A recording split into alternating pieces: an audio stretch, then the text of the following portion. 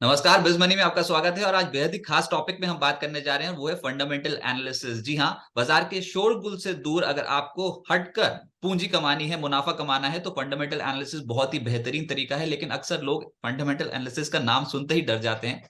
इतना मुश्किल नहीं है, इसको बहुत ही आसान भाषा में आपको समझाएंगे। और हमारे आज के टीचर हमारे साथ ज्वाइन हो चुके हैं, Avinash Gorakhshekar ji, head of research, profit mart security से। अविनाश जी नमस्कार, बहुत बहुत स्वागत है आपका बिज तक पे। हाँ रजत, गुड मॉर्निंग। सर आज हो आप हमारे टीचर, और फंडामेंटल एनालिसिस आपसे बेहतर कौन समझाएगा।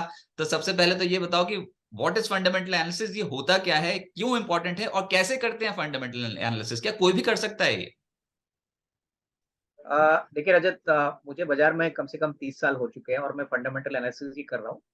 अगर मैं कर सकता हूँ तो पहली बात तो मैं क्लियर करना चाहूँगा कि कोई भी रिटेल निवेशक अगर ये प्रोसेस जो मैं अभी बताऊँगा फॉलो करता है, तो उसको भी ये बहुत आसान में समझ आएगा।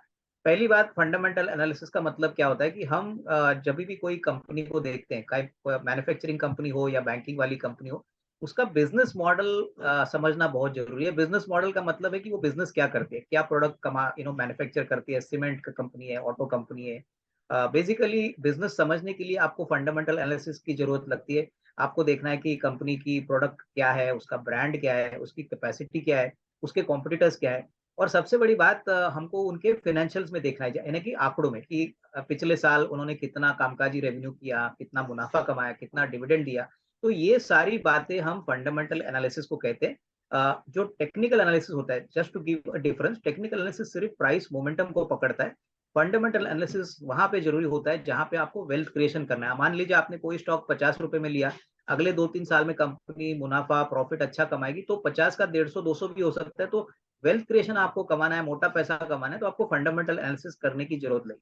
तो फंडामेंटल एनालिसिस में बहुत इंपॉर्टेंट है कि आप कंपनी का एनुअल रिपोर्ट पढ़ो, उस कंपनी के प्रोडक्ट के बारे में जाओ, कंपनी के वेबसाइट पे जाओ। तो बहुत सारी जानकारी आपको ये फंडामेंटल एनालिसिस की मिलेगी। और ये प्रोसेस कैसे करना है वो हम आगे आपको बताएं। हाँ, लेकिन सर यही तो इंपॉर्टेंट है ना, कि आपने अभी बोला कि फाइनेंशियल स्टेटमेंट्स को पढ़ना पड़ेगा, होमवर्क बहुत ज्यादा करना पड़ेगा, और होमवर्क से ही तो डर लगता है। तो वही बात है कि पहले रिसर्च करनी पड़ेगी और उसके बाद उसका आउटकम देखने को मिलेगा। लेकिन मुझे कैसे पता चलेगा सर कि जिस सेक्टर में या फिर जिस कंपनी में मैं हूं, क्या मैं सही सेक्टर और सही कंपनी का चुनाव कर रहा हूं? मेरा कहने का मतलब है कि शुरुआत कहां से करनी चाहिए फंडामेंटल एनालिसिस की? नहीं, देखिए रजत, पहली बात तो मेरे पास 10 प्रोसेस पॉइंट्स है जो मैं आपको बताऊंगा। पहली बात तो जब भी आप कोई भी कंपनी को देखते हो, तो पहले चीज आपके ध्यान में आनी चाहिए कि शेयर का प्राइस मत देखिए, उस कंपनी का बिजनेस देखिए। नॉर्मली इन्वेस्टर क्या करता है कि शेयर का प्राइस देखता है और बाद में निवेश करता है। हम आपको कहेंगे कि कंपनी का बिजनेस क्या है, क्या वो ट्रेडिंग बिजनेस है, मैन्युफैक्चरिंग बिजनेस है या बैंक है। तो पहले तो बिजनेस मॉडल को समझ लीजिए, कंपनी क्या प्रोडक्ट बनाती है, किस प्रकार का उनका पोजीशनिंग है, कंपनी मोनोपोली है क्या धंधे में, या कंपनी डोमिनेंट मार्केट शेयर कमाती है। तो ये पहला सिलेक्शन का प्रोसेस होगा। उसके बाद आपको देखना है कि कंपनी एक्चुअली कैश फ्लो कितना जनरेट करती है। अभी कैश फ्लो का सिंपल अर्थ क्या होता है कि आप मान लीजिए आपने 100 रुपया कमाया और वर्किंग कैपिटल यानी जो रोज का कामकाजी आपका खर्चा होता है उसमें से आपके कोई पैसे बचे नहीं, तो हम उसको ऑपरेटिंग कैश फ्लो वाला धंधा नहीं बोलते। तो ऑपरेटिंग कैश फ्लो का जो आंकड़ा होता है वो एनुअल रिपोर्ट में आपको रेडीमेड मिलता है। वो आंकड़ा ऑलवेज पॉजिटिव होना चाहिए, क्योंकि वो बात को क्लियर करता है कि धंधे में वो कंपनी की पकड़ बहुत मजबूत है। तो ऑपरेटिंग कैश फ्लो अगर है तो पहला पड़ाव हम कह सकते हैं कि कंपनी ठीक ठाक है। जो company operating cash flow negative में दिखाती है, वो कंपनी में निवेश करने का कुछ मतलब ही नहीं होता। तो दूसरा कैश फ्लो जनरेशन इंपॉर्टेंट होता है। पहला तो बिजनेस मॉडल मैंने आपको बताया। तीसरा आपको देखना है कि इस कंपनी का जो इंडस्ट्री में वो जो काम कर रही है, इसमें कितने खिलाड़ी है, 5 खिलाड़ी है, 10 खिलाड़ी है। जैसे कि सीमेंट में कम से कम 200 कंपनियां हैं, लेकिन अगर हम पावर ट्रेडिंग बिजनेस में देखें तो सिर्फ आईएक्स है, मोनोपोली बिजनेस है। तो कंपटीशन कितना है ये आपको देखना है, उस इंडस्ट्री में कितने खिलाड़ी अपने आप से कॉम्पीट करते हैं, तो वो डिमांड सप्लाई आपको वहां से पता चल जाएगा। और सबसे बड़ी बात, कंपनी का जो रिटर्न ऑन कैपिटल एम्प्लॉयड है, रिटर्न ऑन इक्विटी। अभी रिटर्न ऑन कैपिटल एम्प्लॉयड बहुत सिंपल है। मान लीजिए मैंने 100 रुपया धंधे में लगाया और उसमें से मैंने 25 रुपया कामकाजी मुनाफा कमाया, आफ्टर मैन्युफैक्चरिंग कॉस्ट जो भी मेरा मुनाफा आता है। तो 25 रुपया 100 रुपए पे इसका मतलब हो गया मैंने 25% उस साल मेरा आरओसी यानी रिटर्न ऑन कैपिटल एम्प्लॉयड कमाया। मान लीजिए अगर आपने सिर्फ 10% कमाया और एफडी का रेट चल रहा है 5-6%, तो फिर वो धंधा इतना अट्रैक्टिव नहीं है। अगर मेरा आरओसी 5% है तो मैं धंधा क्यों करूं? तो आरओसी मिनिमम 18-20% हर साल होना चाहिए। दूसरा जो रिटर्न होता है, जो शेयर होल्डर्स के लिए इंपॉर्टेंट होता है, निवेशक के लिए, वो होता है आरओई।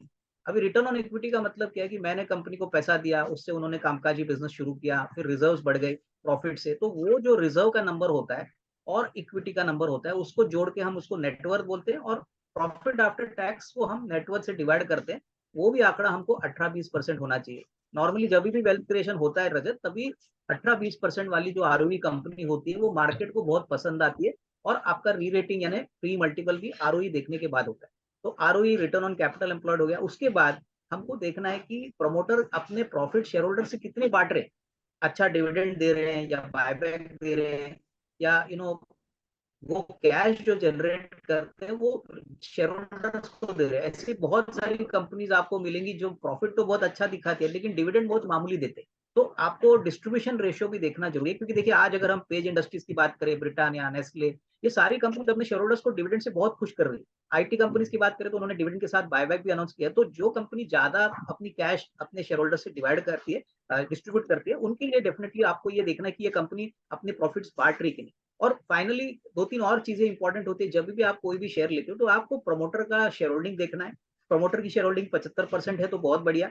उसके बाद प्रमोटर की कितनी शेयर होल्डिंग प्लेज्ड है। प्लेज्ड का मतलब जहाँ पे उन्होंने थोड़े से पैसे उनके शेयर होल्डिंग को प्लेज करके लिए, यानी जो नॉर्मली जो टेम्पररी एक अरेंजमेंट होता है प्रमोटर्स का, अगर प्लेजिंग 35-40-50% आपको देखने को मिली, तो ये बात मार्केट को पसंद बिल्कुल नहीं आई। तो ये बात ध्यान में रखें। ये भी डेटा आपको बीएसई के वेबसाइट से मिलता है, तो इसमें कोई प्रॉब्लम नहीं है। उसके बाद आपको देखना है कि प्रमोटर के पास कोई घर की और अलग कंपनियां जो लिस्ट नहीं हुई है। बहुत सारा टाइम ऐसा होता है कि प्रमोटर के पास 5 घर की कंपनियां होती है, एक कंपनी लिस्टेड होती है। तो ऐसे टाइम में मार्केट ऐसे प्रमोटर्स को बहुत शक के नजर से देखता है। तो नॉर्मली रिलेटेड पार्टी ट्रांजैक्शन, यानी जो घर की कंपनी और लिस्टेड कंपनी में जो ट्रांजैक्शन होते हैं उसको हम रिलेटेड पार्टी बोलते हैं। तो वो जितने कम हो उतना अच्छा है। और फाइनली मैं यही कहूंगा कि जितना कैश फ्लो पे फोकस होना चाहिए। अगर कंपनी हर 2 साल के बाद कोई पब्लिक इशू कर रही है, राइट्स इशू कर रही है, तो ये भी बात मार्केट को बिल्कुल पसंद नहीं होती, क्योंकि मार्केट चाहता है कि आप अपने खुद के इंटरनल एक्रूवल से बिजनेस को फंड करो। अगर आप 2-2 साल के बाद राइट्स इशू या पब्लिक इशू के साथ आएंगे तो इक्विटी डाइल्यूट होती है और उससे शेयर का भाव बढ़ने में दिक्कत होती है। तो रजत, फंडामेंटल एनालिसिस जब हम करते हैं ना, तो हम ये सारी चीजों को देखते हैं, क्योंकि फाइनली ये आंकड़ों का एक स्टडी होता है। थोड़ी सी पढ़ाई जरूर करनी पड़ती है, लेकिन मैं बोलता हूँ कि अगर आपके पास थोड़ा सा भी पढ़ने का एक एंथुसियाज्म है, अगर आप बड़ा पैसा बनाने चाहते हो, तो ये बहुत जरूरी है। क्योंकि देखिए आज आपको बहुत सारे एडवाइजर्स मिलेंगे, लेकिन मैं तो कहूंगा कि आपके खुद में इन्वेस्टमेंट करिए, आप खुद पढ़ लीजिए और खुद कॉन्फिडेंट होकर बाजार में निवेश करिए। और इसके लिए थोड़ी सी पढ़ाई करना मुझे लगता है कोई बड़ी डिफिकल्ट बात नहीं है। अगर मैं कर सकता हूं तो मैं समझता हूं कि आपके सारे व्यूअर्स भी इंटेलिजेंट है, तो वो भी जरूर कर पाए। और सर अलग अलग सेक्टर्स को, उसके बाद अलग अलग कंपनीज को पढ़ने का मौका मिलेगा, और उसमें भी पता लगेगा कि कौन सी कंपनी बेहतर कर रही है, कौन सी कंपनी पिछड़ रही है। तो बहुत एक्साइटिंग है, होमवर्क तो है लेकिन ये बहुत मजेदार होमवर्क है। लेकिन सर ये बार बार ना शब्द आते हैं, growth investing and value investing, इनके बीच में फर्क क्या है, और कोई उदाहरण अगर आप बता पाए तो।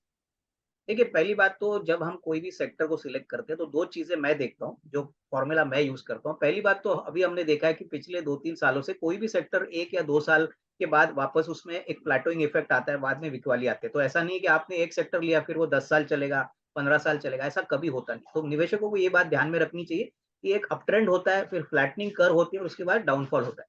तो हमको वही सेक्टर चूज़ करने हैं जो ऊपरी लेवल पे चढ़ रहे हैं और वहाँ पे पैसा ज़्यादा बनता है। तो पहली बात तो आप जब भी कोई भी कंपनी को आइडेंटिफाई करोगे तो क्वार्टरली रिजल्ट्स हर क्वार्टर का देखिए। नॉर्मली क्या होता है, अगर सीमेंट में तेजी आएगी तो सारे सीमेंट कंपनीज अच्छे नंबर्स दिखाएंगे, या मान लीजिए केमिकल कंपनी हो या ऑटो कंपोनेंट कंपनीज हो, तो कम से कम क्वार्टरली रिजल्ट के बाद एक रिव्यू बनाइए कि 10 कंपनीज में कौन सी कंपनीज ने सबसे अच्छा काम किया, पिछले क्वार्टर कैसे रिजल्ट थे, मार्जिन यानी कामकाजी मार्जिन में कितना फर्क आ गया है, प्रॉफिट क्यों बढ़ा है, उनके खर्चे बढ़े लेकिन रेवेन्यू बढ़ा है। तो ये सेक्टर सिलेक्शन के लिए बहुत इंपॉर्टेंट होता है और बहुत आसान है। आप सेंसेक्स या निफ्टी के सेक्टर्स देख लीजिए तो आपको आसानी से पता चल जाएगा कि कौन सा सेक्टर क्वार्टर ऑन क्वार्टर अच्छा कर रहा है। अभी ग्रोथ इन्वेस्टिंग और वैल्यू इन्वेस्टिंग में 2 फर्क है। एक तो ग्रोथ इन्वेस्टिंग वो सेक्टर्स है जहां पे पी मल्टीपल 50 का भी हो सकता है, 100 का भी हो सकता है, क्योंकि मार्केट्स बहुत कॉन्फिडेंट है कि अगले 2 साल या 3 साल में कंपनी बहुत ज्यादा मुनाफा कमाएगी, बहुत अच्छा ईपीएस ग्रोथ दिखाएगी। तो वहां पे क्या होता है, जैसे कि डीमार्ट हो गया, डीमार्ट का अभी भी 80 का पी मल्टीपल है। हम्म। नेस्ले का देखिए तो 85 का पी मल्टीपल है। Most importantly market P multiple इसलिए देता है क्योंकि वो कॉन्फिडेंट है कि ग्रोथ बहुत बढ़िया आएगा और उसीलिए उसका पी मल्टीपल भी ज्यादा होता है और उसको हम ग्रोथ इन्वेस्टिंग बोलते हैं।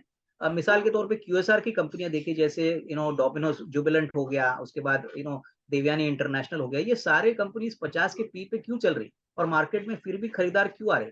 क्योंकि मार्केट को लग रहा है कि अगले 3-4 साल के लिए डिमांड बहुत मजबूत होगा, अच्छी तरह से ग्रोथ आएगी और वो सब इनके आंकड़ों में, रिजल्ट में रिफ्लेक्ट होगी। तो उसको हम ग्रोथ इन्वेस्टिंग बोलते हैं कि लोग पी मल्टीपल को नहीं देखते, कंपनी का जो अर्निंग पर शेयर ग्रोथ होता है वो देखते हैं।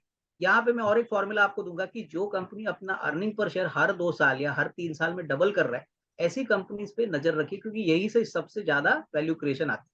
अभी अच्छा। वैल्यू इन्वेस्टिंग की बात करें रजत, तो सिंपल बात है कि 100 रुपए की चीज मेरे को अगर 50 रुपए में मिल रही है, जैसे कि 2 साल 1.5 साल पहले आईटीसी की बात करें, आईटीसी 170-180 रुपए में बहुत आसानी से आपको एक अच्छी कंपनी मिल रही थी, जो कर्जा मुक्त थी, जिसका आरओई 20-25% था, जिसके पास डिविडेंड पे आउट भी करीबन 70-75% का डिविडेंड पे आउट ये देते थे, लेकिन शेयर चलता नहीं था।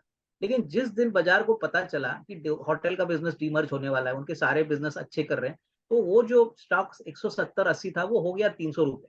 तो वो बेसिकली एक वैल्यू इन्वेस्टिंग का कैंडिडेट था कि हमको 100 रुपए की चीज 50 या 70 रुपए में मिल रही है, और जहां पे मार्केट को वो शेयर एक टाइम पे पसंद नहीं आया था, लेकिन ऑब्वियसली आपने सही मौका देख के उसमें वैल्यू इन्वेस्टिंग किया। तो दोनों तरफा होते हैं, आप ग्रोथ इन्वेस्टिंग भी कर सकते हो, आप वैल्यू इन्वेस्टिंग भी कर सकते हो। नॉर्मली पोर्टफोलियो में कम से कम 25-30% जो आपका पैसा है वो आपको वैल्यू इन्वेस्टिंग में डालना चाहिए, क्योंकि यही से सबसे ज्यादा अल्फा आपको मिलता है।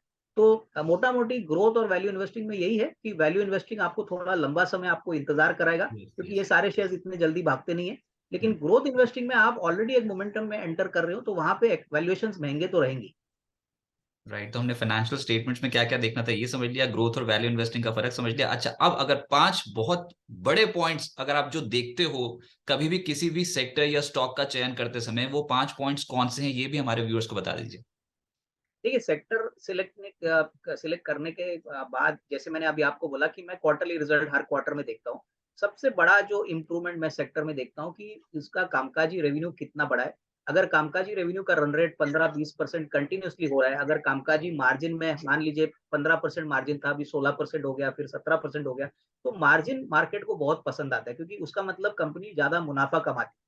सबसे बड़ी बात आपको 6 मंथली के बाद, सितंबर के रिजल्ट्स के बाद एक डेटा जो अभी सारे कंपनीज प्रेजेंट करते हैं, वो उनका बैलेंस शीट और कैश फ्लो स्टेटमेंट होता है। ये सारी कंपनीज में आता है। तो हम्म। आपको एक ही काम करना है, आपको बैलेंस शीट के बाद में देखना है कि कितना कर्जा बैलेंस शीट में है। उसके बाद आपको देखना है कि कैश फ्लो में, यानी कैश फ्लो स्टेटमेंट में operating cash flow from operation ये आंकड़ा होता है, वो कितना है। अगर वो बढ़ता है तो उसका मतलब साफ है कि कंपनी अपने बिजनेस पे बहुत अच्छी तरह से पकड़ कर रही है।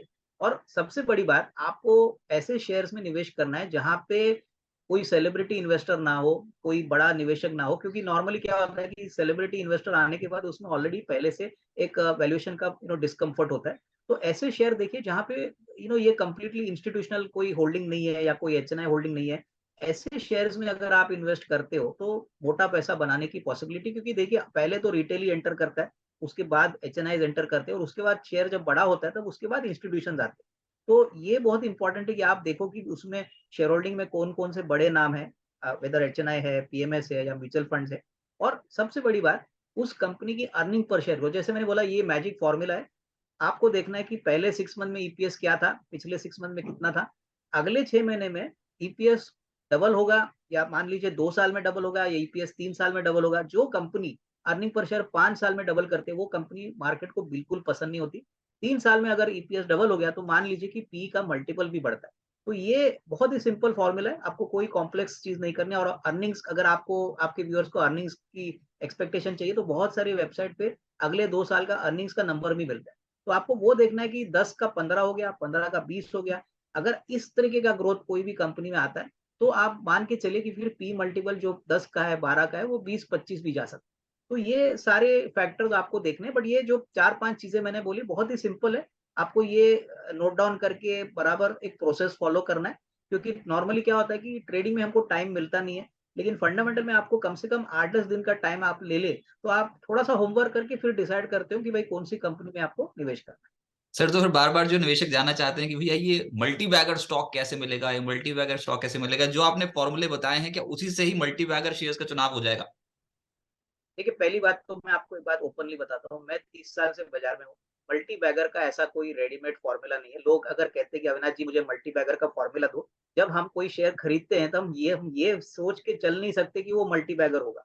मैं आपको एक एग्जांपल दे रहा हूँ। हमने एसएमई की एक कंपनी थी जिसका नाम है नॉलेज मरीन। साल भर पहले हमने इसका सिर्फ एक प्रेस रिलीज मुझे आया था, जो कंपनी बेसिकली ड्रेजिंग करती है, यानी जो ड्रेजिंग कॉर्पोरेशन ऑफ इंडिया की कॉम्पिटिटर है।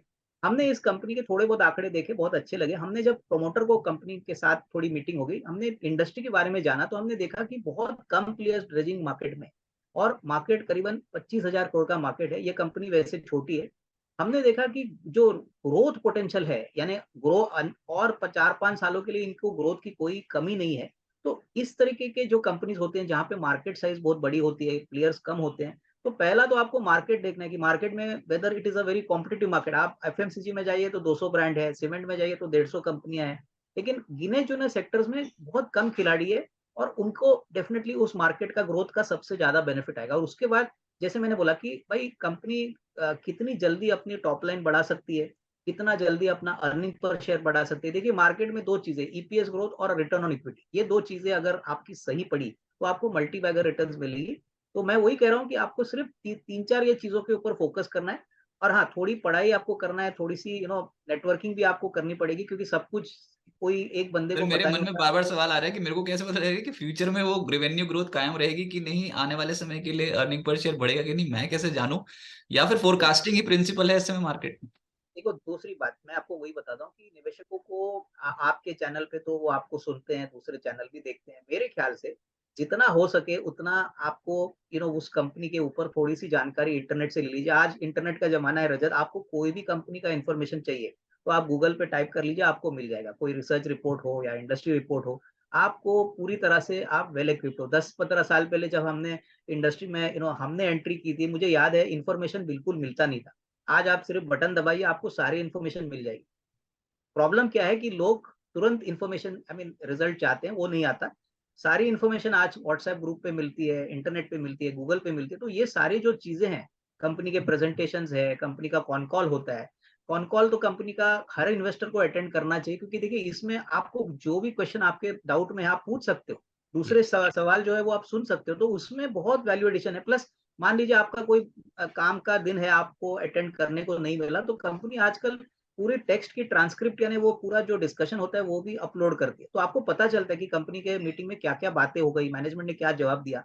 तो ये अगर आप पढ़ लोगे ना, तो आपको मोटा मोटी अंदाजा आएगा कि मैनेजमेंट का टोन क्या है, वो बहुत खुश है, बहुत एक्साइटेड है, या बहुत नेगेटिव बात कर रहे हैं। क्योंकि देखिए ultimately promoters are the final thing, promoters ही कंपनी चलाते हैं, हम तो सिर्फ एनालिस्ट है।